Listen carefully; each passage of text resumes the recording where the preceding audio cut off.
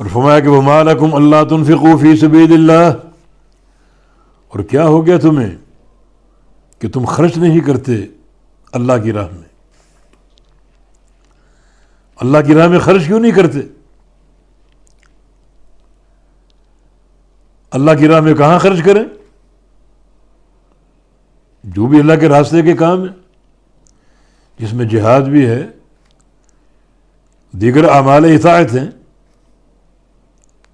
جو کام اللہ کے راستے میں ہے وہ کام فی سبیل اللہ کے تحت آتا ہے۔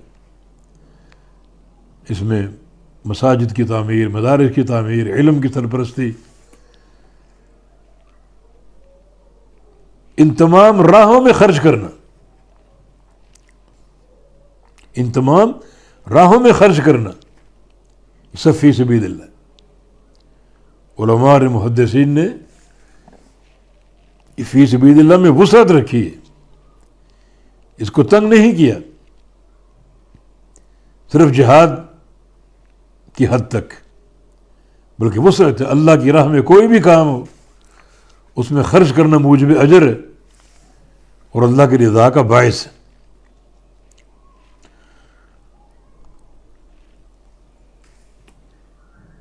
جہاد کے ساتھ ساتھ دعوت ہے،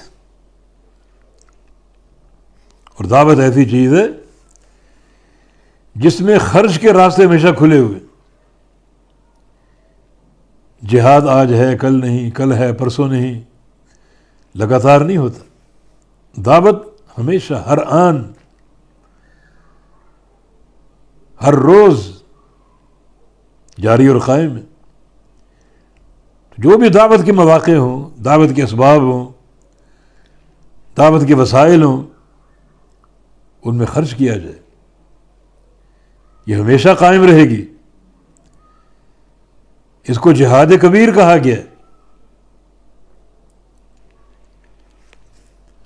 تمہیں کیا ہو گیا؟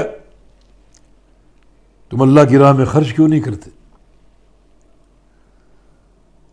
وَلِلَّهِ مِيرَاثُ السَّمَاوَاتِ وَالْأَرْضِ، جبکہ اللہ ہی کے لیے ہے آسمانوں اور زمین کی میراث۔ میراث سے مراد کیا ہے؟ اس وقت یہ مال تمہاری ملکیت میں عارضی طور پہ،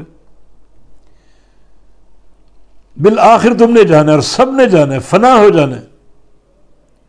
پھر اس مال کا مالک کون ہوگا؟ اللہ رب العزت۔ یہ میراث اللہ کی، دنیا میں وراثت کا نظام ہے۔ ایک آدمی، اس کا مال ہے، کاروبار ہے، جائیدادیں ہیں، جب وہ مر جاتا ہے تو اس کی ملکیت ختم ہو گئی۔ اب یہ اس کے ورثاء کی میراث ہے، وہ ختم ہو گیا، چلا گیا، فنا ہو گیا، اس کی ملکیت معدوم ہو گئی۔ اب جو اس کے ورثاء ہیں وہ اس کے مالک ہیں، وہ اس کے وارث ہیں۔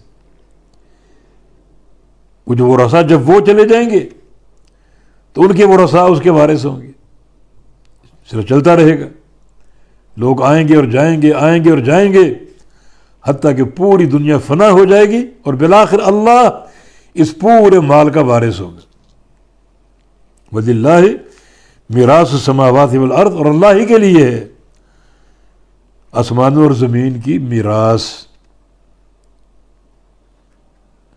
یہ للہ خبر مقدم، ہم بار بار بتاتے ہیں کہ خبر اگر مقدم ہو، مبتدا مؤخر ہو، تو کلام میں حصر پیدا ہوتا ہے۔ معنی حصر کا کریں گے کہ اللہ ہی آسمانوں اور زمینوں کا وارث ہے، سب نے فنا ہو جانا۔ یہ وراثت منتقل ہوتے ہوتے ہوتے ہوتے بالآخر سب فنا ہو جائیں گے، اور آخر میں اللہ اس سب کا وارث، حقیقی مالک بھی وہی ہے۔ جب پوری دنیا چلی جائے گی، فنا کا شکار ہو جائے گی، تو آسمانوں اور زمینوں اور جو کچھ ان کے اندر موجود ہے اس سب کا وارث اللہ تعالیٰ ہوگا۔